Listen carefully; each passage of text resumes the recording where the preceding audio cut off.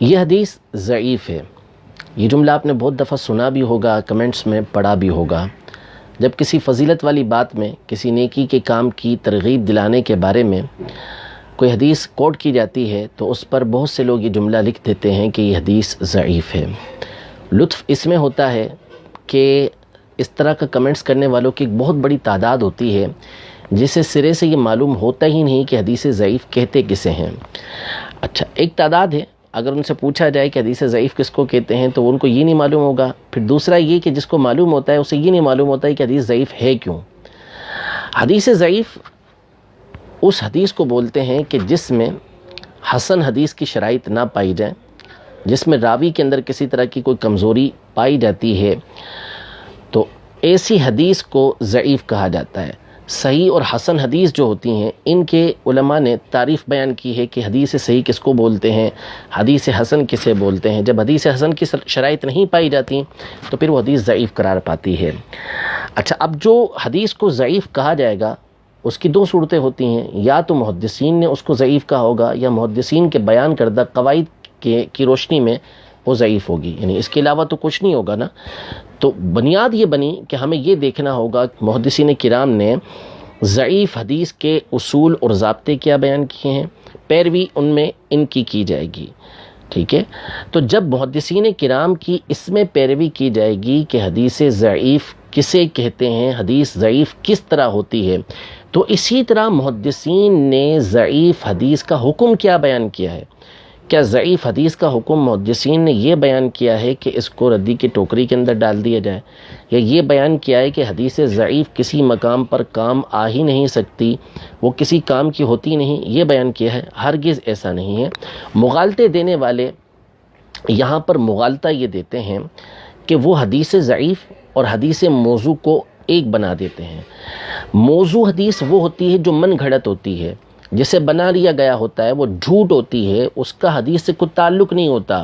نبی کریم صلی اللہ تعالیٰ علیہ وسلم نے اصلاً وہ بات ارشاد فرمائی ہی نہیں ہوتی اور کسی نے گھڑ لیا ہوتا ہے، وہ موضوع کہلاتی ہے۔ موضوع کسی کام کی نہیں ہوتی، وہ کسی مقام پر استعمال نہیں ہو سکتی، لیکن ضعیف کے احکام جدا ہیں۔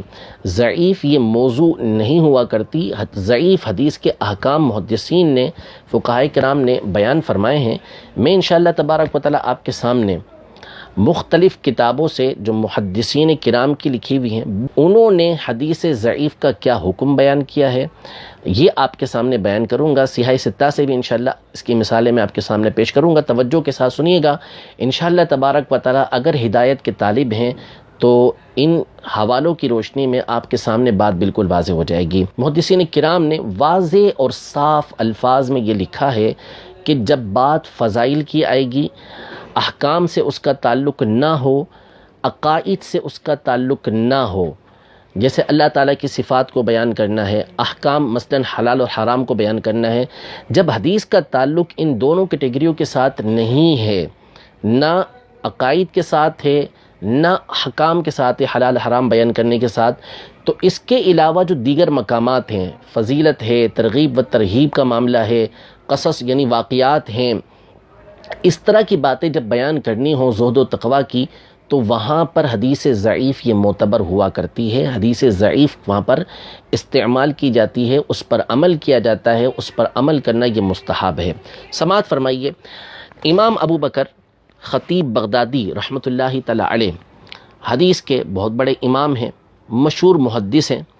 یہ اپنی کتاب الجامع لاخلاق الراوی و آداب السامع، اس کی جلد نمبر 2 صفحہ نمبر 91 پر فرماتے ہیں، وَيَنبَغِي لِلْمُحَدِّثِ أَن يَتَشَدَّدَ فِي أَحَادِيثِ الْأَحْكَامِ الَّتِي يُفْصَلُ بِهَا بَيْنَ الْحَلَالِ وَالْحَرَامِ فَلَا يَرْوِيهَا إِلَّا عَنْ أَهْلِ الْمَعْرِفَةِ وَالْحِفْظِ وَذَوِي الْإِتْقَانِ وَالضَّبْطِ، یعنی محدث کے لیے یہ مناسب ہے کہ وہ احادیث سے متعلق وہ احکام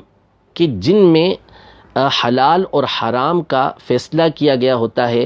جن احادیث کے ذریعے حلال اور حرام کو واضح کیا گیا ہوتا ہے، ان احادیث کے اندر سختی برتے، اور ایسی احادیث وہ اہل معرفت سے، مضبوط حافظے والوں سے، پختگی سے حدیث کو یاد رکھنے والوں سے روایت کرے، اور کسی سے روایت نہ کرے جب معاملہ احکام کا ہو، حلال حرام کا ہو۔ وَأَمَّا الْأَحَادِيثُ الَّتِي تَتَعَلَّقُ بِفَضَائِلِ الْأَعْمَالِ وَمَا فِي مَعْنَاهَا فَيُحْتَمَلُ رِوَایَتُهَا عَنْ عَامَّةِ الشُّيُوخِ، یعنی جب احادیث تعلق رکھتی ہوں فضائل اعمال کے ساتھ، کسی عمل کی فضیلت بیان کی گئی ہو اس حدیث میں، تو پھر عام راویوں سے بھی، جو ثقہ راوی نہ ہوں، کمزور راوی ہوں، ایسے راویوں سے بھی حدیث کو لیا جا سکتا ہے، اس میں حرج نہیں ہے۔ یہ خطیب بغدادی رحمۃ اللہ تعالی علیہ نے بیان فرمایا ہے۔ علم حدیث سے شغف رکھنے والے خطیب بغدادی کے مقام کو فن حدیث کے اندر بخوبی جانتے ہیں۔ خطیب بغدادی رحمۃ اللہ تعالی علیہ یہ حافظ المشرق کہلاتے ہیں، اور دوسرے ان کے ہم اثر ایک ہی سال میں دونوں کا انتقال ہوا، امام ابن عبد البر رحمۃ اللہ تعالی علیہ، متوفی سن 463 ہجری۔ یہ اپنی کتاب جامع بیان العلم و فضلہ، اس میں روایت کرتے ہیں کہ حدیث مبارکہ جو فضیلت سے تعلق رکھتی ہے، علم کی فضیلت پر آپ نے حدیث روایت کی، اور اس کے بعد فرمایا ھذا الحدیث ضعیف، یہ حدیث ضعیف ہے، لأن ابا معمر عباد بن عبد الصمد انفرد به وهو متروک الحدیث، اس لیے کہ یہ جو حدیث مبارکہ علم کی فضیلت کے اندر موجود ہے، اس میں راوی ہے عباد بن عبد الصمد، اور یہی اس حدیث پاک کو روایت کرتا ہے، یہ اس کی روایت کے اندر منفرد ہے، اور یہ متروک الحدیث ہے، یعنی سخت ضعیف راوی ہے۔ وَأَهْلُ الْعِلْمِ بِجَمَاعَتِهِمْ يَتَسَاهَلُونَ فِي الْفَضَائِلِ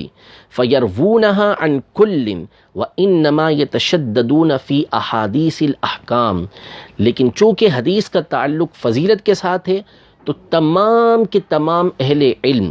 یہ امام ابن عبد البر جو محدث ہیں یہ ارشاد فرما رہے ہیں کہ تمام کے تمام اہل علم فضائل کی احادیث میں نرمی برتتے ہیں، اور اس میں ہر طرح کے راوی کی روایت کو لے لیتے ہیں، یعنی ہر ضعیف روایت کو یہ اختیار کر لیتے ہیں۔ محدثین یہ شدت برتتے ہیں اس وقت جب کہ احادیث احکام سے تعلق رکھتے ہوں، احکام کی احادیث کے اندر یہ سختی برتتے ہیں۔ یہ امام ابن عبد البر رحمۃ اللہ تعالی علیہ نے اپنی کتاب جامع بیان العلم کے اندر بیان فرمایا۔ اسی طرح حدیث کے مشہور امام ہیں، حدیث پڑھنے والے بخوبی ان کے نام کو جانتے ہیں، امام بیہقی رحمۃ اللہ تعالی علیہ، ان کی کتاب ہے دلائل النبوہ کے نام سے، جو نبی کریم صلی اللہ تعالی علیہ وآلہ وسلم کی سیرت پر مشتمل ہے۔ اس میں امام بیہقی رحمۃ اللہ تعالی علیہ نے احادیث کی اقسام بیان کی، اور احادیث بیان کرنے والے راویوں کی کچھ قسمیں اس کے اندر بیان کی ہیں، کہ جو روایت کرتے ہیں ان میں بعض وہ ہوتے ہیں کہ جو انتہائی مضبوط ہوتے ہیں، اور بعض کے اندر کچھ کمزوری ہوتی ہے۔ تو فرماتے ہیں وَضَرْبٌ لَا يَكُونُ رَاوِيهِ مُتَّهَمًا بِالْوَضْعِ غَيْرَ أَنَّهُ عُرِفَ بِسُوءِ الْحِفْظِ وَكَثْرَةِ الْغَلَطِ فِي رِوَايَاتِهِ أَوْ يَكُونُ مَجْهُولًا لم يثبت من عدالته وشرائط قبول خبره ما يوجب القبول، یعنی راویوں کی ایک قسم وہ ہوتی ہے کہ جن کے اوپر جھوٹ کی تہمت نہیں ہوتی کہ انہوں نے حدیث پاک کو گھڑا ہے، مگر یہ کہ ان کا حافظہ کمزور ہوتا ہے، اور اپنی احادیث کو بیان کرنے میں وہ غلطیاں کثرت سے کرتے ہیں، یا مجہول ہوتے ہیں، پتہ ہی نہیں ہوتا ان کی عدالت کے بارے میں، نہ ان کے اندر ایسی بات پائی جاتی ہے، ایسے راویوں والی شرائط پائی جاتی ہیں کہ جن کی روایت کو قبول کرنا یہ ضروری ہوتا ہے۔ فرماتے ہیں اس طرح کے راویوں کی حدیث کے بارے میں کہ فَهَذَا الضَّرْبُ مِنَ الْأَحَادِيثِ لَا يَكُونُ مُسْتَعْمَلًا فِي الْأَحْكَامِ، جب اس طرح کا کمزور راوی ہو تو اس کی احادیث احکام میں، کسی چیز کو حلال بیان کرنے میں، کسی چیز کے حرام بیان کرنے میں ان کو اختیار نہیں کیا جاتا، ان کو استعمال نہیں کیا جاتا۔ کما لا تکون شہادت من هذه صفته مقبولة عند الحکام، جیسا کہ اس طرح کا کمزور شخص اگر حاکم کے سامنے، قاضی کے سامنے کسی بات کی گواہی دے تو اس کی گواہی بھی مقبول نہیں ہوتی۔ ہاں وقد يستعمل في الدعوات والترغیب والترہیب والتفسیر والمغازی فيما لا يتعلق به حکم، اس طرح کا راوی جو کمزور راوی ہے، اس کی حدیثیں دعاؤں میں، اس کی حدیث ترغیب و ترہیب میں، تفسیر میں، مغازی یعنی غزوات جو ہوتے ہیں، حضور علیہ الصلوۃ والسلام کی جہاد کی جو باتیں ہیں، ان میں ان کو استعمال کیا جا سکتا ہے، اس پر عمل کیا جا سکتا ہے، جبکہ اس کا تعلق اس کے ساتھ کوئی حکم متعلق نہ ہوتا ہو، اس سے کوئی حکم ثابت نہ کیا جاتا ہو۔ یہ امام بیہقی رحمۃ اللہ تعالی علیہ ہیں، جن کا سن وفات 458 ہجری ہے، انہوں نے بھی وہی بات ارشاد فرمائی کہ جو امام خطیب بغدادی نے بیان فرمائی، حافظ ابن عبد البر رحمۃ اللہ تعالی علیہ نے ارشاد فرمائی۔ مقدمہ علوم الحدیث، حافظ ابن الصلاح رحمۃ اللہ تعالی علیہ، متوفی سن 643 ہجری۔ علم حدیث سے شغف رکھنے والے بخوبی اس کی اہمیت کو سمجھتے ہیں کہ اللہ تبارک و تعالی نے اس کتاب کو کس قدر برکات عطا فرمائی ہیں، اور محدثین کا کیسا اس حدیث کے ساتھ شغف، اس کتاب کے ساتھ شغف رہا ہے۔ تو حافظ ابن الصلاح رحمۃ اللہ تعالی علیہ کا یہ مقدمہ بڑا مشہور و معروف مقدمہ ہے اور علم حدیث کے اندر متداول ہے۔ اس میں حافظ ابن الصلاح رحمۃ اللہ تعالی علیہ جو جلیل القدر محدث ہیں، یہ فرماتے ہیں: یجوز عند اہل الحدیث وغیرہم التساہل فی الاسانید وروایۃ ما سوى الموضوع من انواع الاحادیث الضعیفۃ من غیر اہتمام ببیان ضعفها فیما سوى صفات اللہ تعالی واحکام الشریعۃ من الحلال والحرام وغیرہما۔ یعنی محدثین کے نزدیک اور دیگر علماء کے نزدیک سندوں کے اندر نرمی برتنا جائز ہے، اور موضوع کے علاوہ دیگر احادیث ضعیف کے جو دیگر حدیث قسمیں ہیں جو موضوع کے علاوہ ہیں، من گھڑت نہیں، ان کے علاوہ تمام احادیث کو روایت کرنا یہ جائز ہے، اور اس بات کو بیان کرنا بھی ضروری نہیں کہ یہ حدیث ضعیف ہے۔ لیکن کہاں؟ جہاں پر اللہ تعالیٰ کی صفات کا معاملہ نہ ہو، یعنی عقائد کا، اور احکام شریعت یعنی حلال اور حرام اس کے اندر بیان نہ کیے گئے ہوں۔ کہاں اس کو بیان کیا جائے گا؟ فرماتے ہیں وَذَلِكَ كَالْمَوَاعِظِ وَالْقَصَصِ وَفَضَائِلِ الْأَعْمَالِ وَسَائِرِ فُنُونِ التَّرْغِيبِ وَالتَّرْهِيبِ وَسَائِرِ مَا لَا تَعَلُّقَ لَهُ بِالْأَحْكَامِ وَالْعَقَائِدِ۔ یعنی ایسی احادیث کو وعظ و نصیحت کے اندر بیان کیا جائے گا، جو قصے ہوتے ہیں ان میں ان کو بیان کیا جائے گا، واقعات کے اندر فضائل اعمال میں ان کو بیان کیا جا سکتا ہے، کسی بات کی ترغیب دلانی ہے، کسی کام سے روکنا ہے تو اس میں اس طرح کی احادیث کو بیان کیا جا سکتا ہے، اور ہر اس معاملے کے اندر ضعیف حدیث کو روایت کیا جا سکتا ہے، بیان کیا جا سکتا ہے جس میں تعلق احکام کے ساتھ اور عقائد کے ساتھ نہ بنتا ہو۔ جب احکام کے ساتھ اور عقائد کے ساتھ تعلق ہوگا تو پھر وہاں پہ روایت ضعیفہ کو بیان نہیں کر سکتے۔ یہ حافظ ابن الصلاح رحمۃ اللہ تعالی علیہ نے بیان فرمایا مقدمہ ابن الصلاح میں۔ بخاری شریف کی اب تک جو سب سے جامع شرح اور سب سے تفصیلی شرح شائع ہو چکی ہے میرے علم کے مطابق، وہ ہے حافظ ابن ملقن رحمۃ اللہ تعالی علیہ کی کتاب التوضیح۔ یہ تقریباً 36 جلدوں کے اندر شائع ہوئی ہے۔ اس میں حافظ ابن ملقن رحمۃ اللہ تعالی علیہ فرماتے ہیں: لا يجوز العمل في الاحکام ولا يثبت الا بالحدیث الصحیح او الحسن ولا يجوز بالضعیف لكن يعمل به فيما لا يتعلق بالعقائد والاحکام كفضائل الاعمال والمواعظ وشبههما۔ یعنی احکام میں اور عقائد میں، یہاں انہوں نے احکام کا ذکر کیا ہے کہ احکام میں صحیح حدیث یا حسن حدیث، اسی سے احکام میں استدلال کیا جائے گا اور اسی سے احکام یہ ثابت ہوں گے۔ ضعیف حدیث کے ذریعے احکام ثابت نہیں ہوتے، لیکن ضعیف حدیث پر ان معاملات میں عمل کیا جاتا ہے جن کا تعلق عقائد اور احکام کے ساتھ نہ ہو۔ وہ کون سے ہیں؟ فرماتے ہیں جیسے فضائل اعمال، مواعظ، وعظ و نصیحت اور اس طرح کے دیگر اور معاملات، ان میں ضعیف حدیث پر عمل کیا جا سکتا ہے۔ مقدمہ ابن الصلاح جس کا میں نے تذکرہ بھی آپ کے سامنے کیا، اس مقدمہ ابن الصلاح کو اللہ تبارک و تعالی نے بڑی مقبولیت عطا فرمائی، اور حدیث پڑھنے والے جانتے ہیں کہ جب حافظ ابن الصلاح رحمۃ اللہ تعالی علیہ نے یہ علوم حدیث پر مقدمہ تحریر کیا تو اس کے بعد کثرت کے ساتھ اس کی شروحات لکھی گئیں، اس کی نظمیں لکھی گئیں، اس کے اختصار کیے گئے، یعنی 20 کتابیں اس کے اوپر لکھی گئی ہیں۔ میں آپ کے سامنے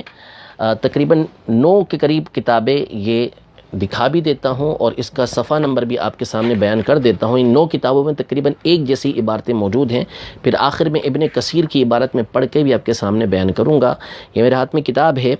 رسوم التحدیث کے نام سے، حافظ جعبری رحمۃ اللہ تعالی علیہ کی، جن کا سن وفات جو ہے وہ 732 ہجری ہے۔ ان کی کتاب رسوم التحدیث فی علوم الحدیث۔ امام نووی رحمۃ اللہ تعالی علیہ کی ارشاد طلاب الحقائق الی معرفت سنن خیر الخلائق، یہ بھی مقدمہ ابن الصلاح پر لکھی ہوئی کتاب ہے۔ اس کے صفحہ نمبر 107، 107 اور 108، اس پر امام نووی رحمۃ اللہ تعالی علیہ، حافظ ابن ناصر الدین دمشقی رحمۃ اللہ تعالی علیہ، ان کی کتاب ہے یہ عقود الدرر فی علوم الاثر، اس کے صفحہ نمبر 174 پر یہ لکھتے ہیں۔ اور شرح الفیۃ العراقی، یہ علامہ جلال الدین سیوطی شافعی رحمۃ اللہ تعالی علیہ کی کتاب ہے، اس کے صفحہ نمبر 194 پر آپ لکھتے ہیں محاسن الاصطلاح، یہ کتاب ہے امام سراج الدین البلقینی رحمۃ اللہ تعالی علیہ کی محدث ہیں۔ یہ اپنی ان کا سن وفات جو ہے وہ 805 ہے۔ یہ اپنی اس کتاب میں صفحہ نمبر 234 پر لکھتے ہیں امام بدر الدین ابن جماعہ رحمۃ اللہ تعالی علیہ، جن کو امام ذہبی رحمۃ اللہ تعالی علیہ نے علامۃ الزمانی ہی لکھا ہے کہ اپنے زمانے کے یہ علامہ تھے۔ سن وفات ان کا 733 ہجری ہے۔ یہ اپنی کتاب المنہل الروی فی مختصر علوم الحدیث النبوی، اس کے صفحہ نمبر 112 پر لکھتے ہیں امام حسین بن عبداللہ الطیبی رحمۃ اللہ تعالی علیہ، جو مشکات کے شارح ہیں، سن وفات ان کا 743 ہے۔ یہ اپنی کتاب الخلاصہ فی اصول الحدیث، اس کے صفحہ نمبر 48 پر لکھتے ہیں۔ اور اسی طرح امام محمد شمس الدین التبریزی رحمۃ اللہ تعالی علیہ فن مصطلح الحدیث، اس کے صفحہ نمبر 86 پر 86 پر لکھتے ہیں۔ اور اسی طرح ابن کثیر دمشقی، جو مانعین کے نزدیک، مخالفین کے نزدیک بڑے ہی مشہور و معروف عالم ہیں اور ان کا بڑا نام ہے ان کے نزدیک، یہ اپنی کتاب اختصار علوم الحدیث میں لکھتے ہیں۔ میں انہی کی عبارت پڑھ کے سناتا ہوں، باقی جتنی کتابیں میں نے بھی آپ کے سامنے ذکر کی تقریباً اسی طرح کی عبارت ان تمام کے اندر موجود ہے۔ وَيَجُوزُ رِوَایَةُ مَا عَدَى الْمَوْضُوعِ فِي بَابِ التَّرْغِیبِ وَالتَّرْہِیبِ وَالْقَصَصِ وَالْمَوَاعِظِ وَنَحْوِ ذَلِكَ الا فی صفات اللہ عز وجل وفی باب الحلال والحرام، یعنی موضوع کے علاوہ ہر طرح کی ضعیف روایت ترغیب و ترہیب کے باب میں، واقعات کے باب میں، واعظ و نصیحت اور اس طرح کی دیگر باتوں کے اندر ان کو روایت کرنا جائز ہے، مگر اللہ تعالیٰ کی صفات کو بیان کرنے کے لیے اسے بیان نہیں کیا جا سکتا، اور حلال اور حرام کے باب میں بھی اس کو بیان نہیں کیا جا سکتا۔ ان تمام علماء نے جو اصول حدیث کے ماہرین ہیں اور اصول حدیث کے قواعد اور ضوابط انہوں نے ہمارے سامنے بیان کیے ہیں، سارے کے سارے اس بات کو بیان کر رہے ہیں کہ ضعیف حدیث کو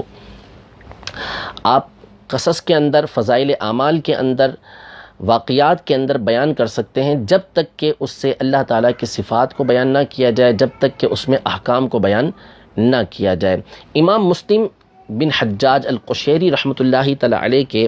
شاگرد رشید اور مشہور و معروف امام جرح و تعدیل امام ابو محمد عبد الرحمن ابن ابی حاتم رازی، ابن ابی حاتم رازی کے بارے میں ہر حدیث کا علم رکھنے والا، جرح و تعدیل سے شغف رکھنے والا اچھی طرح جانتا ہے کہ ان کا مقام و مرتبہ کیا ہے، اور ان کی کتاب کس قدر اہل علم کے درمیان متداول اور معروف ہے۔ اس میں امام مسلم رحمۃ اللہ تعالی علیہ کے یہ مشہور و معروف شاگرد بیان کرتے ہیں، راویوں کی قسمیں بیان کرتے ہیں، اس میں سے ایک قسم بیان کرتے ہیں کہ الصدوق الورع المغفل الغالب علیہم الوہم والخطأ والسہو والغلط فہذا یکتب من حدیثہ الترغیب والترہیب والزہد والآداب ولا یحتج بحدیثہ فی الحلال والحرام، یعنی راویوں کی ایک قسم وہ ہے کہ جو سچے ہیں، تقوی والے ہیں، لیکن ان کے اوپر غفلت طاری رہتی ہے، غفلت ان کے اوپر موجود ہوتی ہے، یعنی حدیث کے اندر بھول ہوتی ہے، کمزور ہوتے ہیں حافظے وغیرہ کے اعتبار سے، ان پر وہم غالب ہوتا ہے، خطا ان سے ہوتی ہے، سہو ہوتا ہے، غلطیاں واقع ہوتی ہیں۔ تو اس طرح کے راویوں کی حدیث کو ترغیب و ترہیب کے اندر، زہد و آداب کے اندر روایت کیا جائے گا، اور ان کی حدیث سے حلال و حرام میں استدلال نہیں کیا جائے گا۔ یہ امام ابن ابی حاتم رازی رحمۃ اللہ تعالی علیہ نے الجرح والتعدیل کے مقدمے میں بیان کیا، جلد نمبر 1 صفحہ نمبر اس کا 54 ہے، جس میں آپ نے اس بات کو بیان فرمایا ہے۔ امام بخاری رحمۃ اللہ تعالی علیہ کے بڑے مشہور و معروف شاگرد ہیں اور امام الائمہ کہلاتے ہیں۔ حدیث کی ان کی مشہور و معروف کتاب ہے صحیح ابن خزیمہ، یعنی امام ابو بکر محمد بن اسحاق بن خزیمہ رحمۃ اللہ تعالی علیہ، متوفی سن 311۔ یہ اپنی کتاب صحیح ابن خزیمہ جلد نمبر 2 صفحہ نمبر 1338، باب نمبر 260 اور حدیث کا رقم ہے 2841۔ اس میں آپ نے وقوف عرفہ کے حوالے سے ایک دعا کو ذکر کیا کہ نبی کریم صلی اللہ تعالیٰ علیہ وآلہ وسلم وقوف عرفہ میں اس دعا کو پڑھا کرتے تھے، یعنی کثرت کے ساتھ یہ دعا پڑھتے تھے۔ اس کو آپ نے ذکر کیا اور پھر اس کے اوپر آپ نے ارشاد فرمایا، یعنی اس دعا کو ذکر کرنے سے قبل فرمایا کہ اگر تو یہ دعا ثابت ہے، یعنی یہ حدیث صحیح سند کے ساتھ یا حسن سند کے ساتھ ثابت ہو تو مسئلہ ہی نہیں ہے، لیکن یہ صحیح سند کے ساتھ ثابت نہیں ہے، نقل کے اعتبار سے اس کے اندر کمزوری موجود ہے، لیکن ہم نے اس کو اس لیے روایت کیا ہے کہ اذ ھذا الدعاء مباح ان يدعو به على الموقف وغیرہ، اس لیے کہ یہ فقط ایک دعا ہے جو مباح ہے، تو اس دعا کے ذریعے ہم اس دعا کو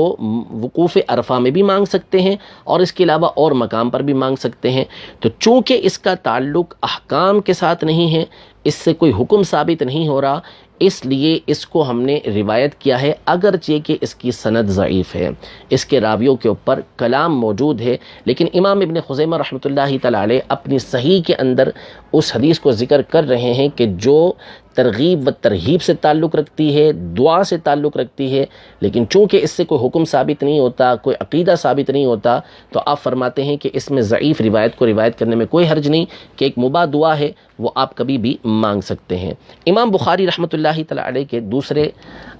مشہور شاگرد سیاہ ستہ کے مصنفین میں سے ایک مصنف اور محدث امام ترمذی رحمۃ اللہ تعالی علیہ، ابو عیسیٰ محمد ابن عیسیٰ ابن ثورہ ترمذی رحمۃ اللہ تعالی علیہ، اپنی مشہور کتاب جامع ترمذی جلد نمبر 4 صفحہ نمبر 503، حدیث نمبر 2744 2744 ہے، اور مطبوعہ اس کا دارالحدیث قاہرہ ہے۔ امام ترمذی رحمۃ اللہ تعالی علیہ حدیث پاک نقل کرتے ہیں کہ حضرت نبی کریم صلی اللہ تعالی علیہ وسلم نے ارشاد فرمایا، یشمت العاطس ثلاثا فَإِن زَادَ فَإِن شِئْتَ فَشَمِّتْهُ وَإِن شِئْتَ فَلَا، یعنی چھینکنے والے کو 3 مرتبہ جواب دیا جائے گا، یعنی چھینکنے والا کہے الحمدللہ رب العالمین تو جواب میں یرحمک اللہ کہا جائے، ایک مرتبہ ایسا ہوا، دوسری مرتبہ ایسا ہوا، تیسری مرتبہ ایسا ہوا، 3 مرتبہ جواب دیا جائے گا۔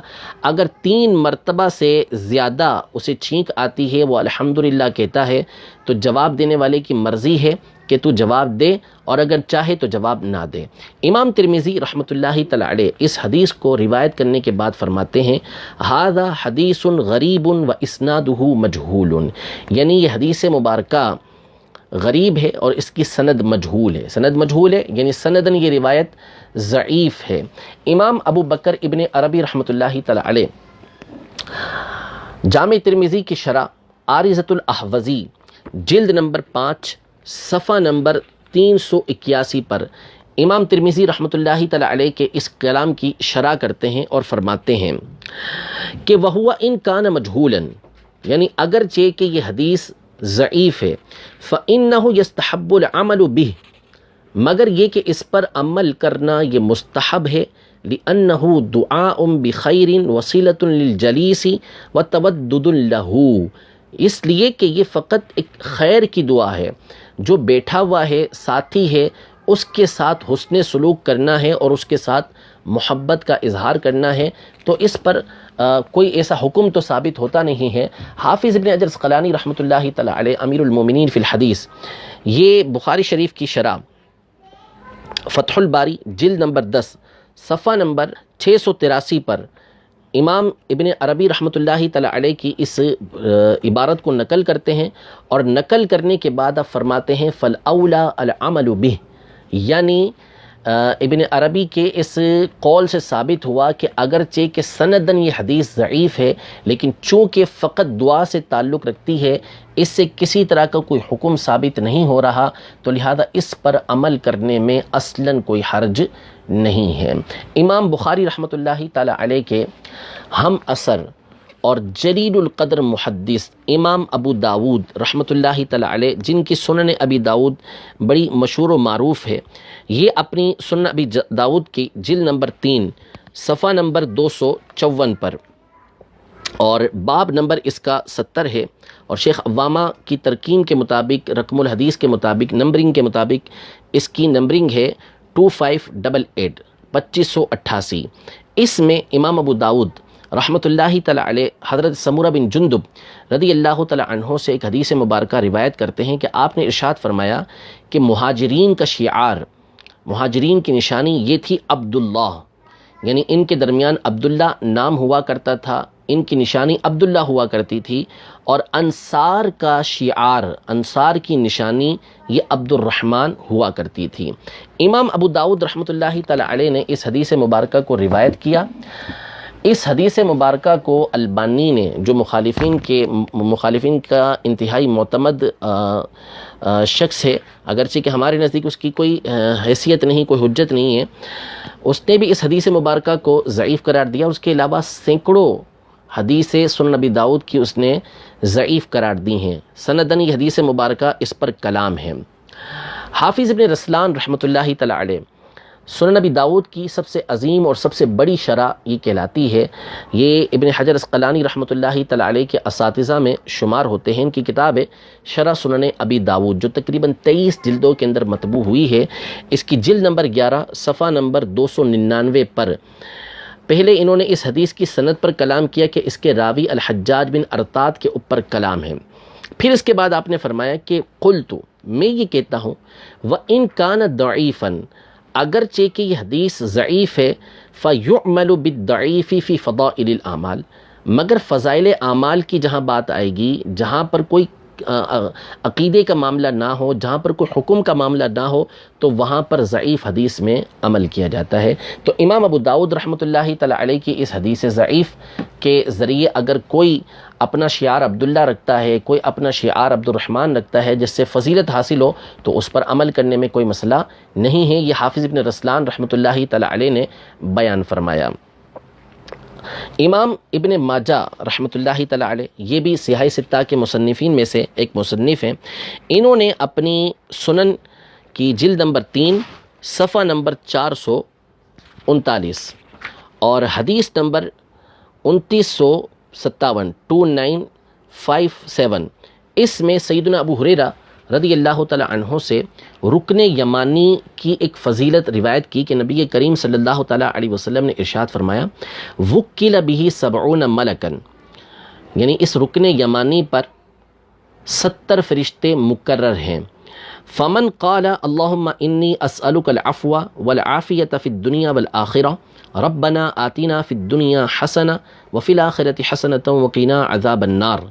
یعنی جو یہ دعا پڑھتا ہے اللہم انی اسألک العفو والعافیۃ فی الدنیا والآخرہ ربنا آتنا فی الدنیا حسنۃ وفی الآخرۃ حسنۃ وقنا عذاب النار، رکن یمانی کے پاس تو یہ فرشتے کہتے ہیں آمین۔ اس حدیث مبارکہ کو کئی ایک علماء نے ضعیف قرار دیا۔ امام بوصیری رحمۃ اللہ تعالی علیہ نے مصباح الزجاجہ میں اس حدیث مبارکہ کو ضعیف قرار دیا، اور البانی نے جہاں ابن ماجہ کی سینکڑوں حدیثوں کو ضعیف قرار دیا ہے، انہی میں سے اس حدیث مبارکہ کو بھی اس نے ضعیف قرار دیا ہے۔ امام ملا علی قاری رحمۃ اللہ تعالی علیہ شرح مسند ابو حنیفہ صفحہ نمبر 26 پر لکھتے ہیں کہ رواہ ابن ماجہ باسناد ضعیف، یعنی یہ حدیث مبارکہ کہ رکن یمانی کے پاس یہ دعا پڑھی جائے تو فرشتے آمین کہتے ہیں، اس کو امام ابن ماجہ نے سند ضعیف کے ساتھ روایت کیا ہے، لیکنہ قوی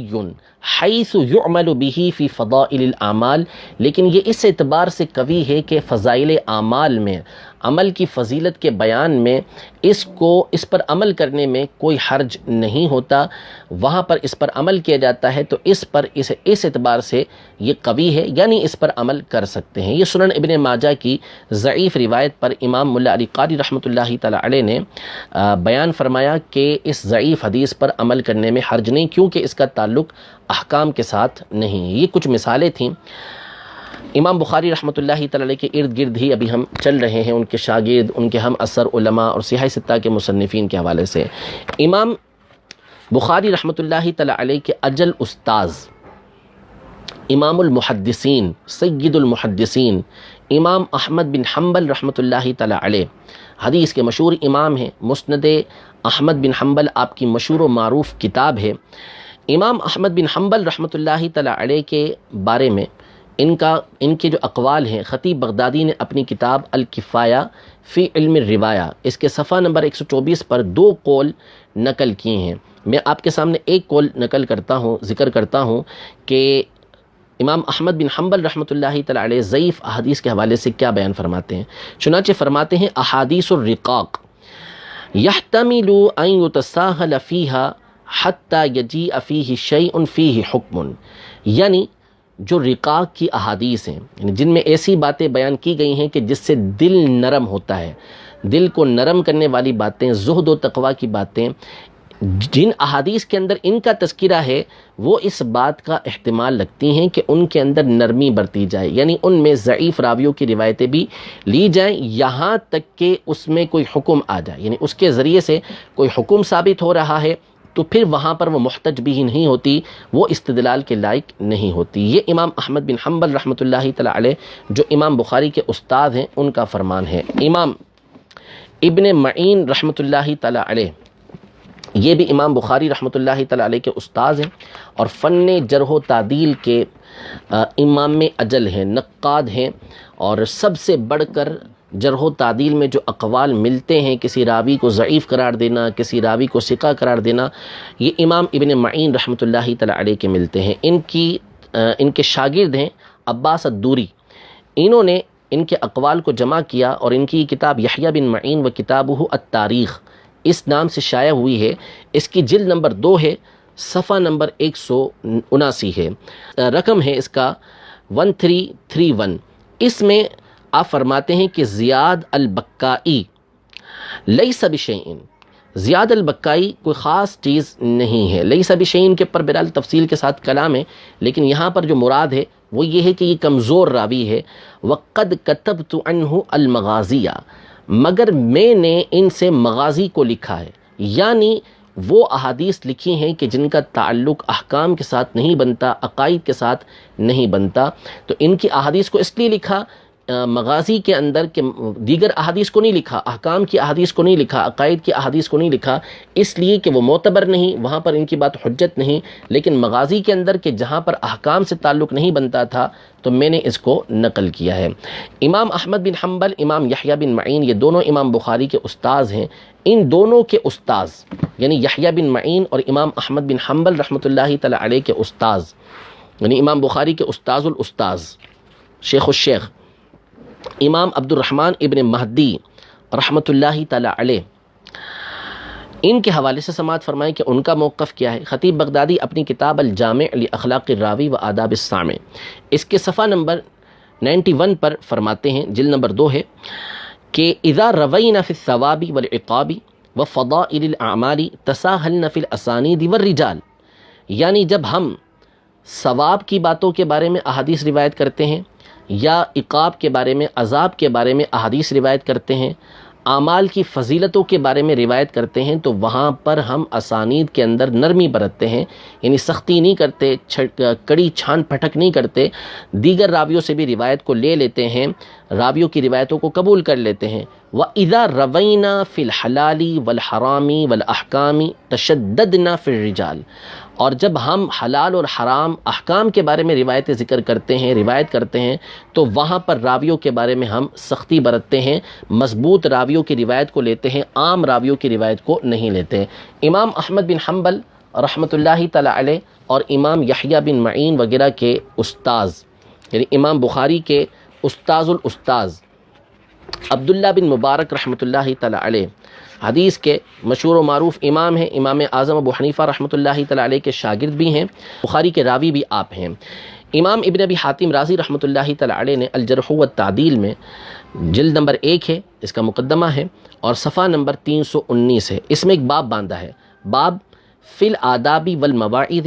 انہا تحتمل الروایت عن الضعاف، یعنی آداب کے معاملے میں، واعظ و نصیحت کے معاملے میں ضعیف راویوں کی روایت کو قبول کیا جاتا ہے، ان کو برداشت کیا جاتا ہے، ان کو لے لیا جاتا ہے۔ اس میں آپ فرماتے ہیں ابن ابی حاتم رازی کہ مجھے میرے والد یعنی ابو حاتم رازی رحمۃ اللہ تعالی علیہ نے بیان کیا کہ عبدہ بن سلیمان کہتے ہیں کہ عبداللہ بن مبارک نے ایک راوی سے، ایک شخص سے روایت کیا، اس کو بیان کیا، تو عبداللہ بن مبارک سے کہا گیا کہ یہ راوی تو ضعیف ہے، تو اس پر عبداللہ بن مبارک رحمۃ اللہ تعالی علیہ نے فرمایا کہ یحتمل ان یروى عنہ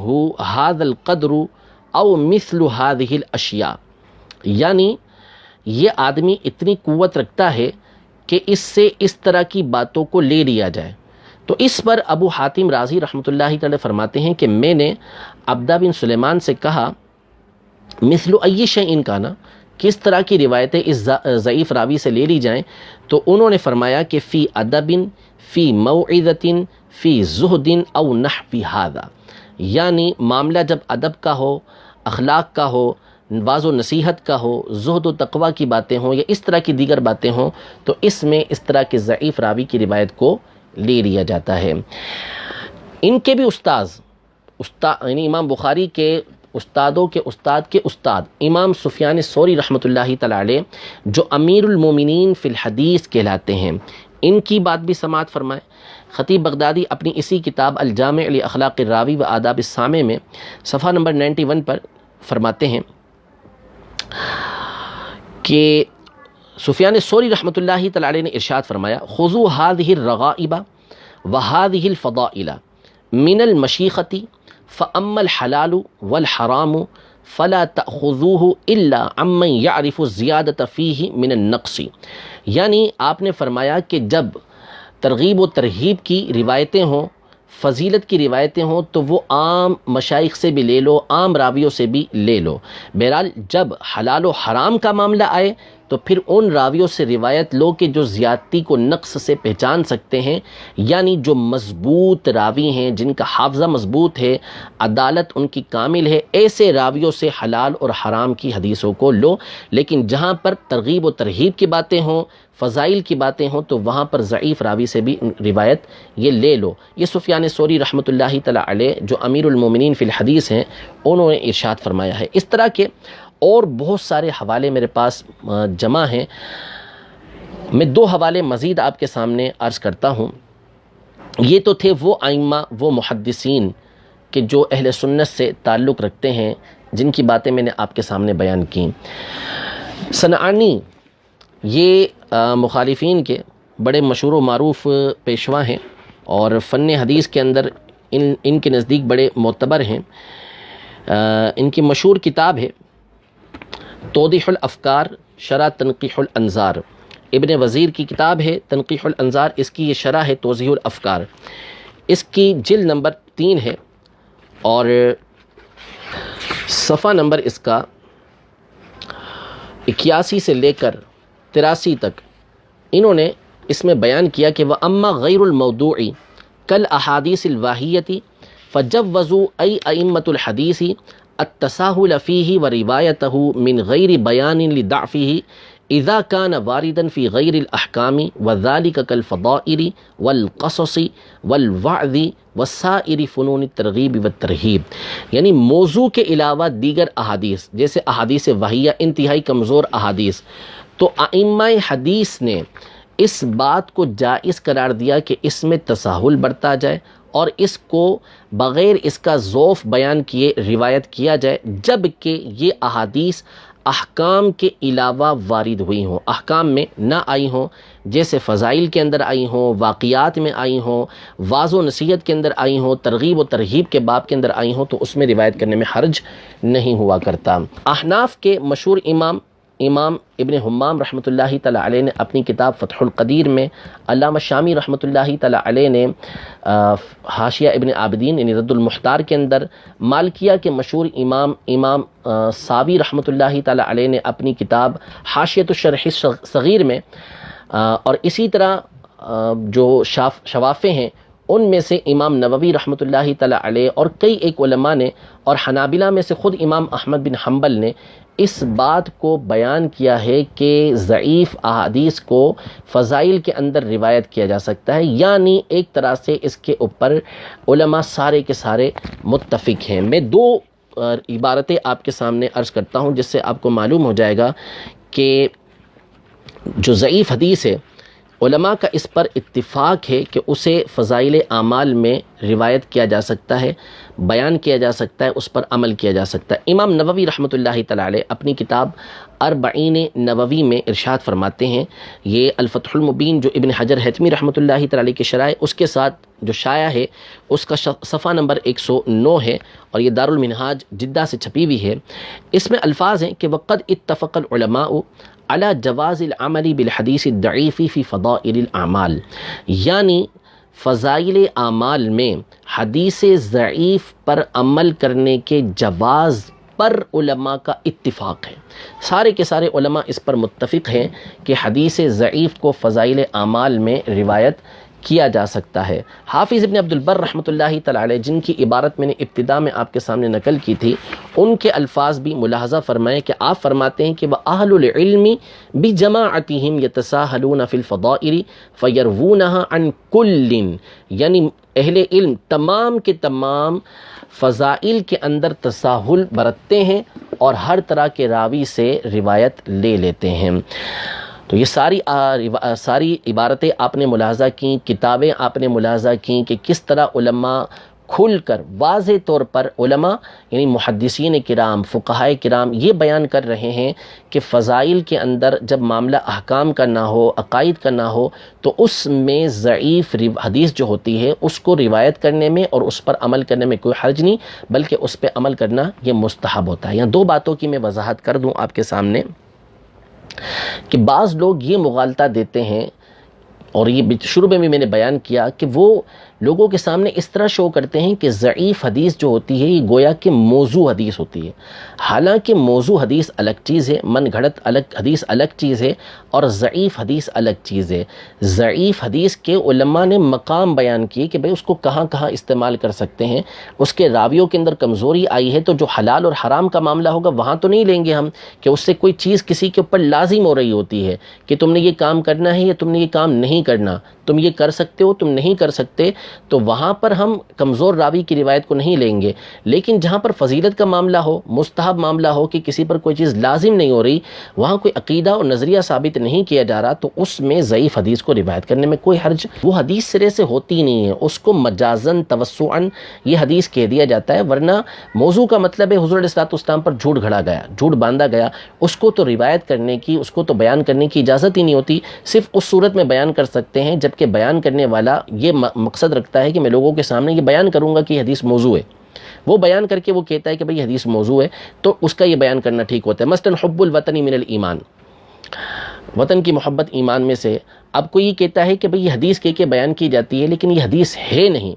تو اس کو اس لیے بیان کرنا کہ لوگوں کے سامنے واضح کر دیں کہ یہ حدیث نہیں ہے، اس کو بیان کرنا اس اعتبار سے جائز ہوگا، ورنہ اس کو بیان کرنا یہ جائز نہیں ہے۔ دوسری بات یہ